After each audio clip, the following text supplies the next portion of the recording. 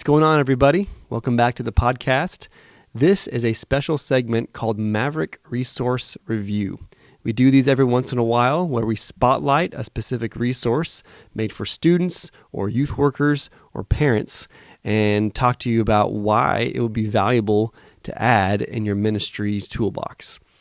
Today's spotlight is a guide, a devotional written by Shane Sanchez, the director of high school content at Orange, and his team, and it's How to See God, a 4-week guide for teenagers. It was a great conversation, and I look forward to sharing it with you. So let's hop into that conversation now with Shane. Shane, man, thank you so much for hopping on. I'm glad we could work this out. It's exciting. For those who are watching and listening, several probably know who you are and definitely who you work with. But tell us about yourself and what you do. Yeah, Jeff. Hey, thanks so much for having me. I'm excited for our conversation. So I have been involved in youth ministry for a little over a decade. My background is as a student pastor. So I was the youth pastor overseeing middle and high school out at a church in Gilbert, Arizona. And then just a few years ago, moved to Sugar Hill, Georgia, to be a high school pastor here. And now I'm on the team at Orange. We are a company based out of the Atlanta area that creates resources and curriculum. Specifically, I'm on the XB3 high school curriculum team to support churches all across the country and really across the world in different places. So yeah, that's what I'm currently doing and loving it and really grateful to be a part of Orange. Awesome. Very cool. Very cool. Arizona. I always love some more Arizona connections. So I know, man. yeah. I know. Anytime I run into one out here in Atlanta, I'm just like, we have that affinity. Let's talk about the Diamondbacks, I guess. Like, Oh, yeah. Oh no, we do have the Suns now, so I guess we have something. Oh, yeah, that's right. I got to do Suns hat in the mail yesterday. Hey, there you go. Yeah, and fun. So I'm in the St. Louis area. So the Cardinals here, not the Arizona Cardinals. The baseball Cardinals are really big. Yep. But I got to tell people my baseball memory is the Diamondbacks won the World Series on my 16th birthday. So that was No a way. lot of fun. Yeah. So we were at Peter Piper Pizza with the youth group on a Sunday or whatever that was, like watching the game. And yeah, that was a nice birthday present. Yeah. Oh man, that's awesome. They don't know about Peter Piper Pizza these days. No, man. That was the spot. Arizona kids.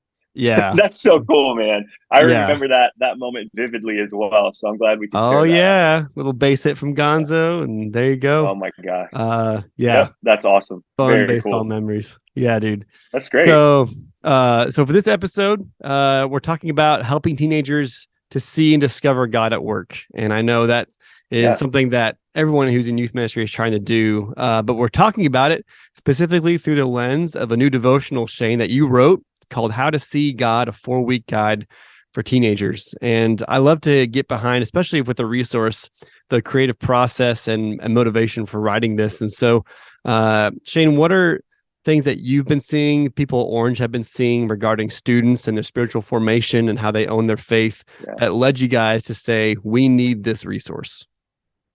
Yeah, and that's a great question. The first thing that comes to mind for me, both as a youth pastor, but also in my time at Orange, is the last few years have really revealed how students need and are seeking to learn how to have an everyday faith.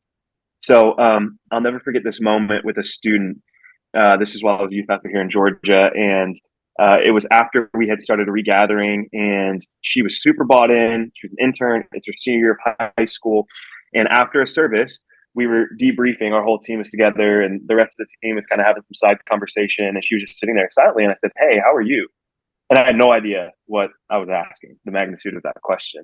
Because as soon as I asked it, she just started crying. There was real tangible and heavy emotion. And so, I asked a follow-up question.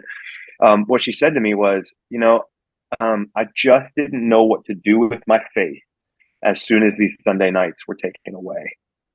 And that was the moment for me as a youth pastor, and I'm sure you've experienced this, a lot of people listening have, especially over the last few years, where I realized, like, oh no, like I've missed something. And as great as our events and services are, and as much focus as we do have on things like discipleship, there's something in the next generation that they either haven't been taught or they haven't been modeled to understand which is that faith is not just a Sunday to Sunday thing or Wednesday to Wednesday or whenever, but it is an everyday part of your life that permeates and impacts every area of your life. So I would say that's really the conversations that we're having at Orange, but also just personally, a lot of what inspired me to write this book specifically.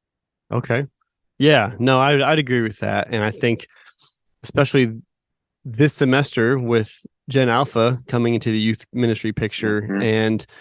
Yeah. and you obviously see generational trends, but then world events or cultural stuff, COVID, polarization, all kinds of things are affecting how students take in things. And then Mm-hmm. the question that's always asked at this stage in life is who am I? And so when you have so many different Mm-hmm. cultural factors at work and personal at home factors and all this kind of stuff, it really, Yeah. you could have the same generation of students, even some of the same students year after year, and yet their needs in different seasons are going to be kind of like that. Like, I was really Yes. banking on Sunday night when maybe a few years ago that same student Mm-hmm. is like sitting in the back with their feet up, like, why am I here? And you just see Yes. transformation. So it's like Yeah. how always having Absolutely. your head on a swivel. And Mm-hmm. if you're rooted in the truth and trying to show them that, it's almost like a moving target, or like I just was telling someone who I recently talked to, like if you're in a wave pool, like reaching for the ladder on the side and trying to grab it and hang on to it, like Yeah. you just don't know, man, and you can get easily Yes. tossed in the waves. And yeah, Yeah. and Yeah. Yeah. I I think, I mean, oh, I'm sorry. no, Go you for it. go ahead. Well, what I was going to say is I think what you just said, I mean, I think that has been the biggest revealing factor over these last few years in youth ministry. I think it's that realization of like, oh, we were aiming at creating something that was super helpful. We were aiming at, creating the ladder in the middle of the wave pool or whatever analogy or word picture you want to use there. Um, but but what it revealed to us is that there were some deficiencies in our methods, maybe. The mission has remained the same. We're still focused on helping students become followers of Jesus. But where we may have thought things were airtight or were working exactly as we had created them to work, that they may have been, but there were some deficiencies there. And that's why I say I keep going back to that. I think the biggest one that I realized personally, and I know this is across the board because there are some contexts and some youth ministries that are probably doing an incredible job at this. But what I realized personally was I hadn't really done the work to discover what it looks like to help a student understand how to walk in and follow Jesus, walk in their faith and follow Jesus day in and day out, Monday through Saturday, and not just when they're engaging. I mean, we would talk about it from an idealistic standpoint, but to actually practice it and put our energy and our time and our efforts in that way was something completely different. So yeah, I can agree with what you're saying more. Yeah, yeah, man. And I want to get to the content of the book, which I love, because I found myself over the last year talking a lot about the fruits of the spirit. And Yeah. so why did y'all land on that topic? And with a topic Yeah. in Galatians 5 that's so familiar, maybe why did you Mm-hmm. land with that topic? And how do you think the way you've laid it out in the devotional is maybe a fresh approach for students in a way maybe they haven't connected with those in the past? Yeah, no, that's so good. I'm really thankful for the team that I get to work with at Orange because a lot of this, like, we were able to just bounce ideas off of each other, and I was able to ask questions and kind of just think out loud, and then we process together. So um, our whole team was really helpful in coming to this topic. But I think the biggest thing that stood out was, again, going back to what I just said, if we truly want to help students become followers of Jesus, well, then we thought about, okay, what does the life of Jesus look like? And what did Jesus promise? Well, Jesus promised that we would receive the Spirit. And so now we have access to the Holy Spirit. And if you will, you have to imagine that the life of Jesus was the most perfect model of what Paul writes about being the fruit of the Spirit. Now we have to imagine that the Spirit that now lives in us um, would have been actualized and would have been seen in just an incredible way in the person of Jesus 2,000 years ago. So I can't help but imagine that the fruit of the Spirit that Paul writes about were what people experienced when they were around Jesus. So if we want to become more like Jesus, what does it look like for us not only to identify and aim to see the fruit of the Spirit at work in our life, but how helpful can it be in seeing God around us every single day? I mean, if we're looking for the fruit of the Spirit, if that is the evidence of what God is like, then when we see things like love and we see things like joy and we see people at peace, what we're actually seeing is God at work in our world in some really powerful ways. So that's really where that idea came from. It's all rooted from the person of Jesus. Everything points back to that. We now have the Spirit, which is helping us to become more like Jesus, and those fruit are the best reflection of what God is like. So now, when we look for them, it becomes so much more tangible for us to be able to see God working in the world around us. So um, that's the big idea and where all that came from for the book. And I would say to your second question of what makes this one unique is we really wanted to write something that is actionable and applicable for students. So it's not just, hey, read all this content and figure it out on your own, Yeah. which is a method and it's not necessarily a bad thing, but we really wanted to help students break down and process their thoughts as they were going through it. So you'll see a lot of space for them to write thoughts. There's activities once a week for them to actually put into practice and experience some of what they've picked up and have been thinking about and walking through during the week. And really think those practical, actionable aspects of this Devo are going to make it really unique for both middle school and high school students. Yeah, love it, man. Yeah, that's really taking what we're seeing and not just like seeing where they're at now, but having to look forward and predict and see like a pattern of how they're picking up on things, and whether it's as a youth worker or a volunteer or a parent, just being able to pick up on how can we make it actually a practical thing, because you have a culture where entertainment value is high and almost where like doing normal things is novel because everything has to be so hyped to keep everyone's attention and get and to make it viral and to all that kind of stuff. And yeah, the whole idea of how it's laid out in the devotional and the parts that I've seen, and then thinking about just evidence of the life in the tree, and people that have listened to the podcast recently for a little bit have probably heard me say this, but there's a buddy of mine who's a pastor who made an amazing analogy about that, talking about fruit of the Spirit. And he talked about it, how it's awkward and funny. Like, have you ever walked past an orange tree or an apple tree and heard it like grunting and straining, like trying to get out fruit?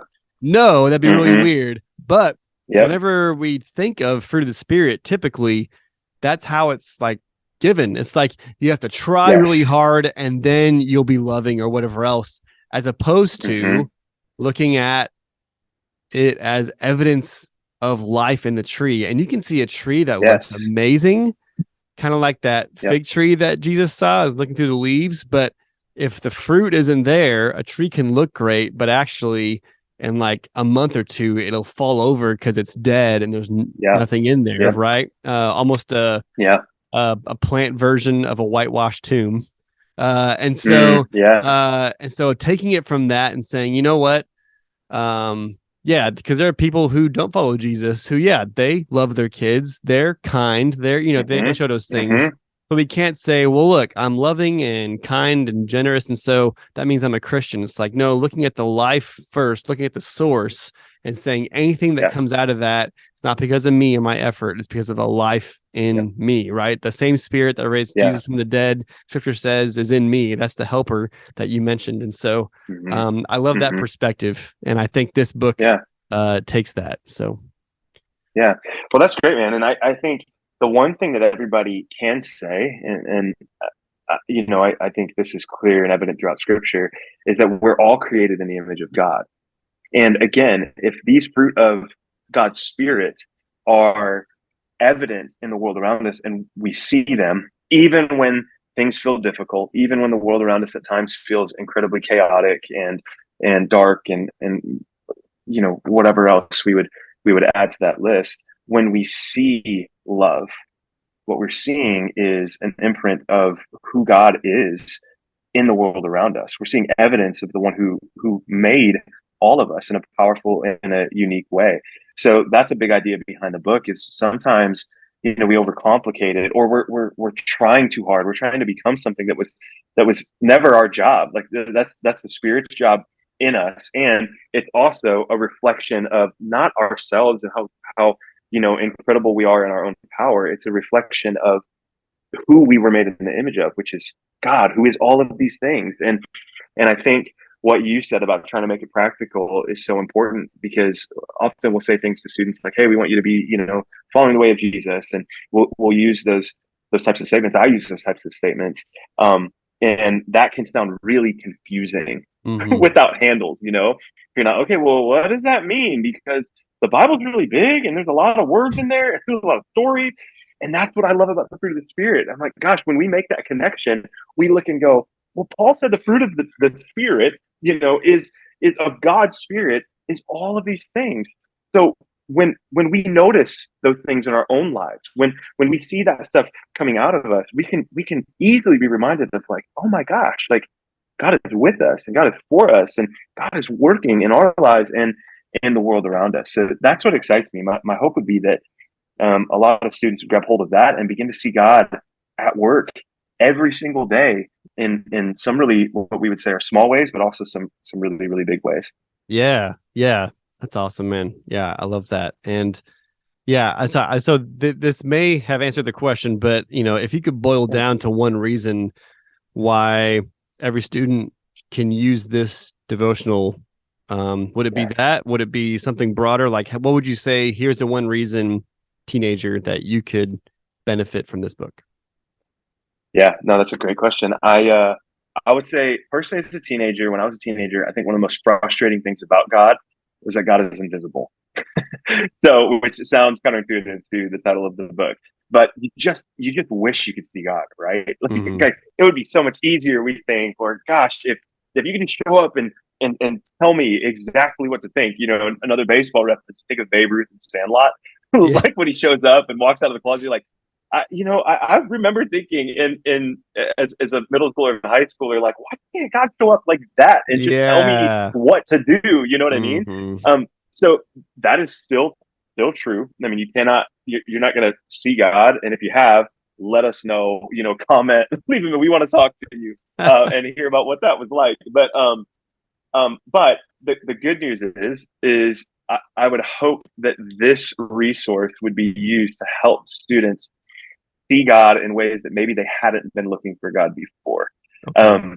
Um, to understand and to recognize that even those little moments of self control, even those little moments of kindness that they experience every day, again, are evidence of a God who made them in his image, and of a God who loves us and who is wanting us and leading us and allowing us to become more like his son Jesus. So that's really the hope. Yeah. I love it, man. I love it.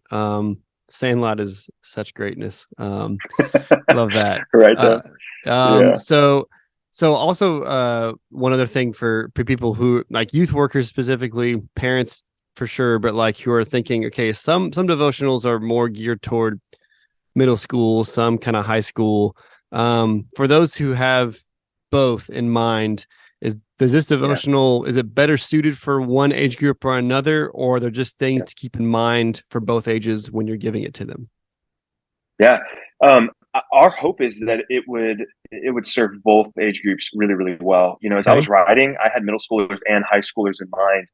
And in our editing process for the book, we had some really incredible middle school phase experts that looked through it, and we worked together to make some adjustments and make sure that it would be helpful for middle schoolers as well. So it is Good. intended for both age groups. I think it can be really helpful.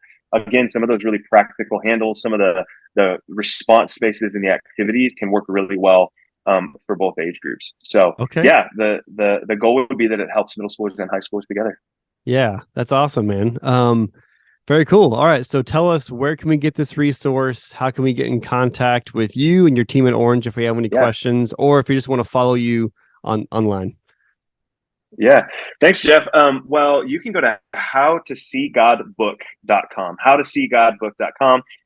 You can learn a little bit more about the book. I think that there's a sample chapter up there as well, or you can order right there or in the Orange store, or at Amazon. It is on Amazon. I know that's Okay. an easy option for a lot of people. So, yeah, you can check out everything on the book there. I am on social media everywhere as just at Jane Sanchez. That's my handle on everything. And then our Orange Students team is at Orange Students on Instagram. Yeah, we'd love to connect with you, learn from you, and just say, hey, there's something really cool right now with getting to network and connect with a bunch of different youth leaders. And there's a new generation of youth ministry leaders that are coming up. So, yeah, would love to meet any and all of you. Yeah, I love that, man. Okay, so if you're watching on YouTube, we'll have the link to the book to buy it in the description below. If you're listening, head to the website in the show notes, and there'll be a link there. I love in the sample chapter, there's a reference to the little kid who says Chipotle is my life, because Chipotle is my life, and I have like a shrine to Chipotle in my office. If you're on YouTube, I'll like That's put a little awesome. video up, but yeah, so yeah, I can very That's much great.